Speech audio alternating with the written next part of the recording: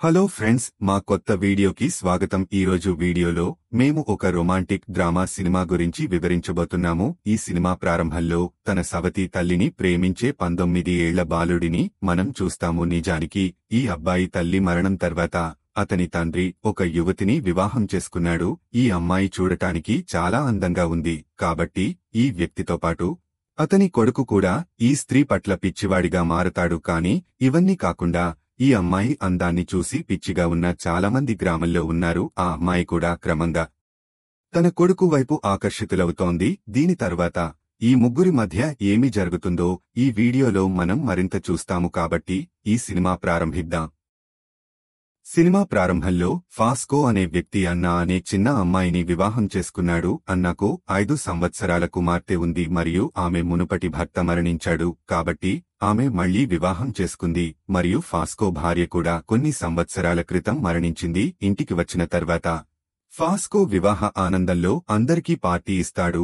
ఈ నగరంలో చాలా మంది వచ్చారు. ఫాస్కో అన్నా కంటే చాలా పెద్దవాడు మరియు అన్నా చూడటానికి కూడా చాలా అందంగా ఉంది. అందుకే ఇక్కడికి వచ్చిన వారు అన్నా గురించి రకరకాలుగా మాట్లాడుకుంటున్నారు. ఫాస్కో చాలా సరదాగా గడపబోతోందని కొందరు అంటున్నారు. ఫాస్కో అలా చేయలేడని మరికొందరు అంటున్నారు. మరోవైపు తండ్రి వృద్ధుడై ఒక చిన్న అమ్మాయిని వివాహం చేసుకున్నందున తన తండ్రి వివాహం పట్ల అస్సలు సంతోషంగా లేని ఫాస్కో కొడుకును మనం చూస్తున్నాము. దీని తరువాత రాత్రి సమయంలో బాబా బెంగాలీ తెచ్చిన మూలికను తిన్న తర్వాత ఫాస్కో అన్న ఆట ఆడబోయాడు.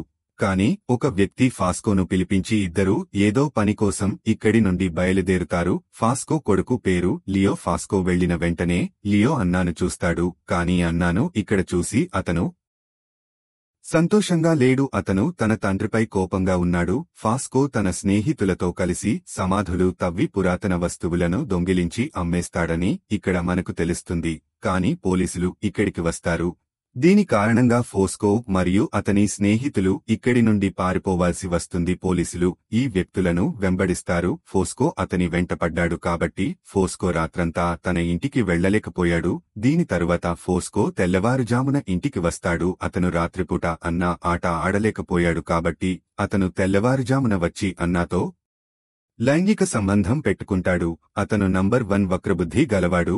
అతను తన కామాన్ని వదిలించుకోవడానికి మాత్రమే ఈ వివాహం చేసుకున్నాడు. మరుసటి రోజు లియో తన స్నేహితులతో స్నానం చేయడానికి వెళ్తాడు. వారందరూ ఇక్కడ చాలా సరదాగా గడుపుతారు. అదే సమయంలో మియా అనే అమ్మాయి ఇక్కడికి వస్తుంది. మియా అంటే లియో అంటే చాలా ఇష్టం. మియా ఇక్కడ లియో కోసం ఒక లేఖ వదిలివేస్తుంది. కాని మియా పిచ్చి అమ్మాయి కాబట్టి లియో ఆమెను పట్టించుకోదు. లియో ఇంటికి వచ్చిన తర్వాత ఫోస్కో లియోను తన కారుపై చాలా వస్తువులను ఉంచమని కోరుతుంది. ఎందుకంటే ఫోస్కో ఈ వస్తువులను డెలివరీ చేయడానికి నగరం నుండి బయటకు వెళ్లబోతున్నాడు. ఫోస్కో లియోను అందరి ముందు తిడతాడు ఎందుకంటే అతను వస్తువులను సరిగ్గా ఉంచలేదు. అన్నా కూడా ఇదంతా చూస్తుంది. రాత్రి అన్నా ఫోస్కోతో నువ్వు లియోను తిట్టాల్సిన అవసరం లేదని, నువ్వు కోరుకుంటే ప్రేమగా నువ్వు అతనికి అర్థం చేయించి ఉండొచ్చు. అప్పుడు ఫోస్కో లియోని ఎక్కువగా ఇష్టపడకూడదని అంటాడు. ఆ తర్వాత ఫోస్కో తన కారులో అన్నాతో ఇక్కడి నుండి బయలుదేరాడు. ఇప్పుడు అన్నా ఇంట్లో ఒంటరిగా ఉంది. అన్నా తన వంటగదిలో పనిచేస్తున్నప్పుడు లియో అన్నా దగ్గరకు వస్తాడు. ఇప్పుడు లియో అన్నాతో చక్కగా మాట్లాడుతుంటాడు. కొంత సమయం తర్వాత లియో అన్నా కూతురితో ఆడుకుంటున్నట్లు మనం చూశాము. కాని అన్నా ఇక్కడికి వస్తుంది. ఆమె తన కూతురిని తన గదికి వెళ్లమని అడుగుతుంది. దీనిపై ఆమె కూతురు లియో నాకు అద్భుత కథలు చెబుతున్నాడని చెబుతుంది. తర్వాత అన్న కూడా అక్కడే కూర్చుంటుంది. కొంత సమయం తర్వాత ఫోస్కో తిరిగి వస్తుంది. ఈ తర్వాత ఫోస్కో రెస్టారెంట్కి వెళ్తాడు. కాని ఇక్కడికి వచ్చిన వారందరూ అన్నా వైపు చూస్తున్నారు. ఎందుకంటే ఫోస్కోను చూసిన తర్వాత ఈ వృద్ధుడికి అన్నా లాంటి అందమైన అమ్మాయి ఎలా వచ్చిందో నమ్మలేకపోయారు. ఒకరోజు లియో మరియు అన్నా ఏదో గురించి మాట్లాడుకుంటున్నారు. అప్పుడు ఫోస్కో ఇక్కడికి వచ్చి అన్నాను ఇక్కడి నుండి తీసుకెళ్తాడు. ఫోస్కో చేసిన ఈ విషయం అన్నాకు నచ్చలేదు. ఒకరోజు ఫోస్కో తన స్నేహితులతో కలిసి వస్తువులు దొంగిలిస్తున్నప్పుడు వారు ఇలా చేస్తున్నప్పుడు వారికి చాలా విలువైన వస్తువు దొరికింది. దాని విలువ లక్షల రూపాయలు. అందరికీ తెలియకముందే ఫాస్కో దానిని అమ్మేయాల్సి వచ్చింది. కాని నెమ్మదిగా ఫాస్కో ఒక విలువైన వస్తువును కనుగొన్నాడనే వార్త గ్రామమంతా వ్యాపించింది. దీని కారణంగా ఫాస్కో లియో మరియు అన్నాపై చాలా కోపంగా ఉంటాడు మరియు వారిద్దరినీ తిడతాడు. తన తండ్రి తిట్టినందుకు లియో చాలా కోపంగా ఉంటాడు మరియు అతను కోపంగా ఇక్కడి నుండి వెళ్లిపోతాడు. రాత్రిపూట అన్నా ఫాస్కో కోపం చల్లార్చడానికి బీరుతో ఫాస్కోకు వెడుతుంది. అన్నాను చూసిన తర్వాత ఫాస్కో అన్నీ మర్చిపోయి అన్నాతో సరదాగా గడపడం ప్రారంభిస్తాడు. మరుసటి రోజు మనం లియోను మళ్లీ చూస్తాము. అతను ఎప్పుడూ అన్నాతో మాట్లాడటానికి ప్రయత్నిస్తూనే ఉంటాడు. అన్నా కూడా లియో వైపు ఆకర్షితుడయ్యాడు. ఒకరోజు చాలా వేడిగా ఉంది. దాని కారణంగా అందరూ ఒకరిపై ఒకరు నీళ్లు పోసుకుంటూ ఆడుకుంటున్నారు. ఇక్కడ లియో అన్నాను పట్టుకుని ఆమెను పూర్తిగా తడిపివేస్తుంది. దీని తర్వాత ఫాస్కో దొంగతనం చేసినందుకు జైలు పాలయ్యాడని అన్నాకు తెలుస్తుంది. దీని తర్వాత అన్నా మరియు లియో ఇద్దరూ ఫాస్కోను కలవడానికి వెళతారు. నా పరిధి చాలా ఎక్కువగా ఉన్నందున నేను చాలా త్వరగా బయటకు వస్తానని ఫోస్కో ఇద్దరికీ చెబుతుంది. కాని ఈ పని ఫోస్కోకు అంత సులభం కాదని అన్నాకు తెలుసు. దీని తర్వాత ఫోస్కోను బయటకు తీసుకురావడంలో ఆమెకు సహాయం చేయడానికి అన్నా ఫోస్కో స్నేహితుల వద్దకు వెళుతుంది. కాని ఎవరూ అన్నాకు సహాయం చేయరు. కొన్ని రోజుల తర్వాత అన్నా మళ్లీ ఫోస్కోను కలవడానికి వెళ్తాడు. ఫోస్కో అన్నా విచారకరమైన ముఖాన్ని చూసినప్పుడు అతను అన్నాపై చాలా కోపంగా ఉంటాడు. నువ్వు నన్ను కలవడానికి వచ్చినప్పుడల్లా నవ్వుతూ ముఖం తీసుకుని రా, దానితో పాటు పొట్టి బట్టలు వేసుకో అని అతను అంటాడు. అప్పుడు నేను నిన్ను చూడగలను, రాత్రి మంచి కలలు చూడగలను. ఫోస్కో చెడు మాటలు విని అన్నా ఏడవడం మొదలుపెట్టింది. కాని ఫోస్కో కన్నీళ్లు పట్టించుకోలేదు. మరుసటి రోజు లియో కళ్ళు శుభ్రం చేసుకుంటున్నప్పుడు అన్నా ఇక్కడికి వచ్చి నీకు ఏమైంది అని అడుగుతుంది. నా కంటిలోకి తరువాత చెత్త పోయిందని లియో దగ్గరికి వచ్చి అతని కంటి నుండి చెత్తను తొలగించడం ప్రారంభించాడు. కాని లియో తనను తాను నియంత్రించుకోలేక అనాను ముద్దు పెట్టుకోవడం ప్రారంభించాడు.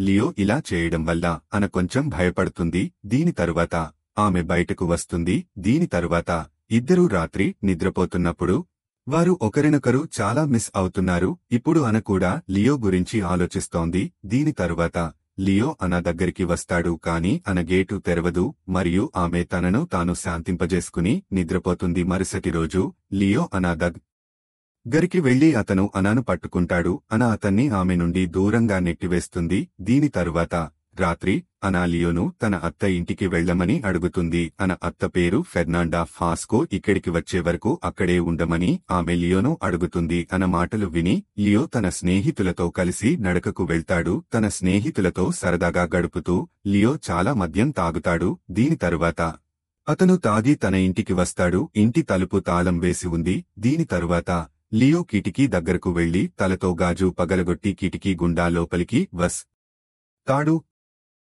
దీని తరువాత నా లియో దగ్గరకు వస్తాడు. లియో అదే మాట చెబుతూనే ఉన్నాడు, నేను త్వరలో ఫెర్నాండా ఇంటికి వెళ్తాను అని. కాని లియో మరోసారి అనాను పట్టుకుంటాడు. కాని ఈసారి అన కూడా లియోతో ఏమీ అనలేదు. ఎందుకంటే ఫోస్కో ఇక్కడికి వచ్చే వరకు నా దగ్గర ఒక హ్యాండ్ పంప్ కూడా ఉంది. దానితో ఆమె ఎప్పుడు కావాలంటే అప్పుడు నీరు త్రాగవచ్చు. ఒకసారి అన ఆమె ఇంట్లో పని చేస్తున్నప్పుడు లియో ఆమె దగ్గరకు వెళ్తాడు. ఇప్పుడు ఈ వ్యక్తులు ఒకరినొకరు ఆకర్షితులవుతున్నారు మరియు ఇప్పుడు వారు ఒకరినొకరు చాలా ప్రేమిస్తున్నారు. అప్పుడు వారిద్దరూ ఎవరి గొంతు వింటారు. లియో స్టోర్ రూంలో చూసినప్పుడు మియా అక్కడ దాక్కుంది. లియో అతన్ని ఇక్కడ చూసిన తర్వాత మియా అన్నీ చూసిందని అర్థం చేసుకుంటాడు. అన్నా దీని గురించి చాలా బాధపడతాడు. కాని లియో అన్నాకు మియా ఒక పిచ్చి అమ్మాయి అని మరియు ఆ పిచ్చి వ్యక్తి మాటలను ఎవరూ నమ్మరని చెబుతాడు. దీని తరువాత ఫోస్కో రేపు జైలు నుండి విడుదల అవుతాడని అందరికీ తెలుస్తుంది. కొంత సమయం తర్వాత ఫెర్నాండా అనాను కలవడానికి ఇక్కడికి వస్తాడు.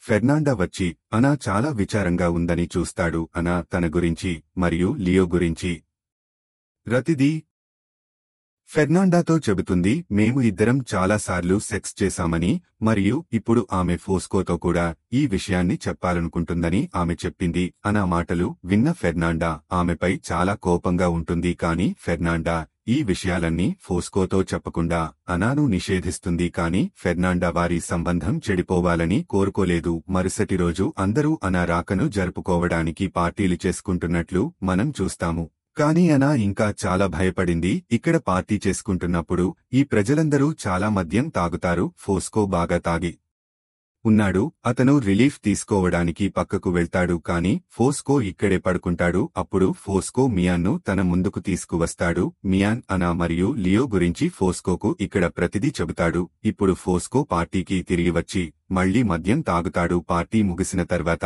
అందరూ ఇక్కడి నుండి బయలుదేరుతారు మరియు ఫోస్కో కూడా తన మంచంలో ఉన్నాడు.